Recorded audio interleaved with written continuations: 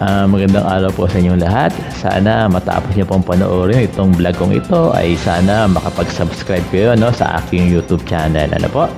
At sana request ko na rin sana sinishare niyo ito sa inyong mga kaibigan at sa inyong mga kasamahan.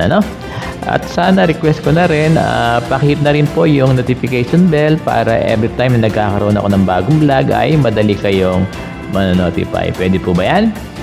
Maraming salamat po sa inyong lahat. May mga parent tayo nagtatanong kung yun daw bang tablet na binigay ni Mayor Oka, yung ibinigay niya doon sa ating mga estudyante sa grades 9 and 10, paano raw kapag nasira o nawala, yan daw ba ay pinababayaran ni Mayor Oka?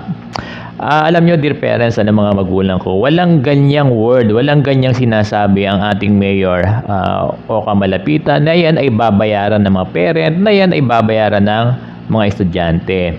Alam niyo po yung tablet na yan, na-inisyo sa atin, na-inisyo sa mga grades 9 and 10. Yung mga tablet na yan ay ibinigay na ng city government, ibinigay na ni Mayor yan, ni Mayor Oka Malapitan sa mga paaralan, ibinigay na yan sa high school.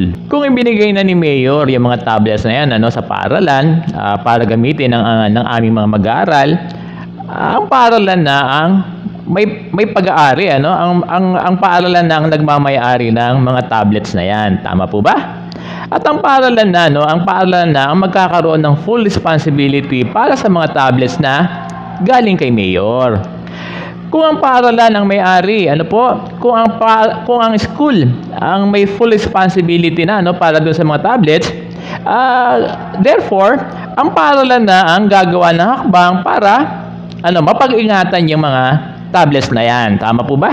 Alam niyo po ang objective ng paaralan ay tumagal ng mahabang panahon. Yung mga tablets na yan, nabubulol na ako para maraming estudyante pa ang makagamit nito, So dahil nais ng paaralan na mapag-ingatan ang gamit na ito, at nais ng paaralan na magamit pa ito sa darating na panahon, kailangan gumawa ang paaralan ng hakbang, gumawa ito ng kasunduan sa ating mga parents. At yung kasunduan na yun, yung kasunduan between the parent and the school ay sisiguro, yung mga tablets na pinahiram ng paaralan sa ating mga estudyante ay mapapag-ingatan at maibabalik muli ito sa paaralan. Kasi kung hindi magkakaroon ng kasunduan yung paaralan at yung mga magulang, baka yung mga tablets na yan na pag-aari na ng paaralan ay hindi na bumalik at wala nang mga kagamit sa susunod na panahon o sa susunod na mga mag-aaral. Alam niyo, nakakalungkot na yung mga tablets na yan, nakakalungkot na hindi pag-iingatan ng mga estudyante at ng ating mga magulang. Alam niyo, talagang masakit sa parte ng paaralan na minsan lang nagamit yung mga tablets na yan, tapos anong nangyari? Minsan lang nagamit tapos ay naglaho na, kung naglaho na, paano na yung mga susunod na henerasyon or rather, paano na yung mga susunod next school year na mga bata na mag-aaral, nagagamit din yung mga tablet. Kaya dun sa kasunduan na pinirmahan ng mga magulang at paaralan, talagang may full accountability yung ating mga magulang para doon sa tablets na pinahiram sa ating mga estudyante. Kasi kung aalisin natin yung accountability ng mga parent, alam nyo, maglalaho na parang bula yung lahat ng tablets na yan, at hindi na talaga natin, wala nang gagamit sa susunod na henerasyon. Ang kasunduan ng pananagutan ay hindi gagawing kawawa, hindi agrabyado rito yung ating mga magulang. Hindi po disadvantage ito para sa ating mga parent. Alam nyo, kung walang kasunduan na gagawin, ang talo rito sino? Ang paaralan at ang inyong mga anak. Pag-isipan nyo po. Napakalinaw naman doon sa kasunduan ng magulang at paaralan na papasok lang yung pananagutan ng mga parent kung ang tablet ay may malinaw na neglect o may malinaw na pagpapabaya sa pagkasira nito o sa pagkawala ng tablet. Kasi kung magiging dear parents, kasi kung magiging maingat naman kayo doon sa tablet, kung magiging responsable kayo para yung tablet ay hindi mawala, walang dapat ikabahala, ano? Walang dapat i-worry yung ating mga magulang. Kasi ang nais lang naman ng paaralan ay pag-ingatan yung mga tablet na yan, ano? Dapat yung parent at yung estudyante ay maging responsable para doon sa tablet. Nawang tanong, ano? Babayaran ba yung tablet pag nawala? O papalitan ba yung tablet pag nawala, ano? Ng ating mga magulang?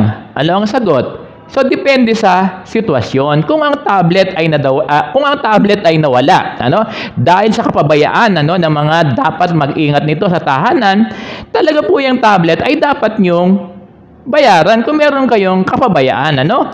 Kung ang tablet ay nasira, ano, dahil sa kapabayaan, ano, ng mga gumagamit ito, dapat lang yung tablet ay anong gagawin? Ipapagawa nyo, ano? Ngayon, kung hindi nyo po maipapagawa yan at kung hindi nyo po maipoprovide uli yung tablet na yan, talagang wala tayong choice. Walang choice yung paaralan kung hindi pabayaran po yan sa inyo. Kasi sa takdang panahon ng pagsosoli, ano, bago matapos ang school year, dapat yung mga tablet na inisyu natin sa ating mga estudyante ay dapat maibalik o maisoli. Ano po? Hindi po pwede na hindi nyo maibalik yung mga tablet na yan, ano? Yan po mga tablet na yan, inuulit ko, lagi kong sinasabi, yung mga tablet na yan ay pag-aari na ng paaralan at lahat po ng gamit ng paaralan ay nagiging responsibility na ng paaralan. At kung mag-o-audit po, no, mag-o-audit yung DepEd, ano? Yung DepEd, yes. Para diyan sa mga tablets na yan. Alam niyo po ba sa bawat tablet na nawala, ano? Sa bawat tablet na mawawala, babayaran po yan ng paaralan. O, natutuwa ba kayo sa ganon? Now, sasabihin nyo, paano yan, Sir Bong? Hindi po namin sinasadya yung pagkawala. Now, kung hindi nyo sinasadya yung pagkawala ng tablet, wala kayong dapat pananagutan at hindi kayo magbabayad. Kaya lang, meron tayong procedure na dapat nyong gawin, hindi ba? Kung mawala yan o nanakaw yan, di ba? Kinuha ng iba na hindi nyo kagustuhan o nanakaw, ang gagawin nyo lang is magpo-provide kayo ng police report. Yun ang ipipresent nyo sa eskwelahan sa oras ng pagbabalik. Yun ang ipipresent nyo sa amin na nawala yung tablet na yan at magbibigay kayo sa amin ng police report dahil yan ay nanakaw. So wala kayong babayaran, wala kayong problema, no? No worry. Kung ito ay nasira na hindi mo sinasadya, ano, pwede mo tong i-refer, pwede mo tong dalhin sa paaralan at titingnan ng paaralan para siya na ang magpapagawa, ano? Pero kung ikaw yung dahilan, kayo ang dahilan ng pagkasira ng tablet, halimbawa, di ba? Sa bahay, pinatong mo sa isang delikadong lugar, nabagsak, nadurog, hindi ba? Nabasag. Oh, kasalanan mo yan, di ba? Now, isa pa, yung tablet mo, dahil excited ka, inilalim mo sa iyong unan, hinigan mo, oh, di ba? Nabasag, nasira, kasalanan mo yan, di ba? Oh, halimbawa yung tablet, hinagis mo, nasira, kasalanan mo yan. Ikaw ang may kasalanan yan. O kaya, habang naliligod, dinala mo sa CR. O, nalaglag dun sa bowl. O, sinong may kasalanan? Ikaw ang may kasalanan. Kung kayo ang may kasalanan, kayo ang may pananagutan. So, ang sinasabi ni Sir Bong, kung kayo ang nagpabaya, kung nasira yan, dapat kayo ang magpagawa. Kung kayo ang may pagpapabaya, kung nawala yan, dapat yan ay inyong bayaran. Wala kayong choice, kundi dapat ipagawa yan or bayaran yan. Kasi dapat pag binalik yan sa paaralan, halimbawa, pinasosoli na yan sa inyo at the end of the school year, dapat yan ay buo at functional. Kasi nung binigay namin sa inyo yan, functional at buo, walang bawas. Now, kung ang reason yun na simula pa lang nung ibinigay sa inyo ay defective na yan, alam nyo, sinabi na namin sa inyo, kung yan ay defective, dapat ibalik nyo kaagad kasi yan ay pinapalitan ng paaralan. Ha? So, nagsabi na ang paaralan, kung natanggap nyo na defective, dapat yan ay ibalik kaagad, hindi ba? Halos 2 buwan nyo nang ginagamit yung tablet na yan, tama po ba? O, ngayon, kung isosoli nyo bukas o mamaya, sasabihin nyo sa akin o sa amin na, Sir Bong, defective po. Kung sabihin yung defective, parang sigurong hindi nakapani-paniwala yon, tama po ba? But still, we will give you the benefit of the doubt. I-assess namin kung talagang natural yung kanyang pagkasira, yung kanyang pagiging defective, ay naman po yan. May warranty naman yan, pwede nating ipalit. Okay? Okay po ba? Now, Pero kung dahil naging defective yan, kung naging defective yan dahil sa maling paggamit nyo, ibang usapan na yon. Maliwanag po ba? So dear parents, naintindihan po ba yung sinasabi ni Sir Bong? Naintindihan ba ito ng ating mga estudyante? Maraming salamat po sa inyong lahat.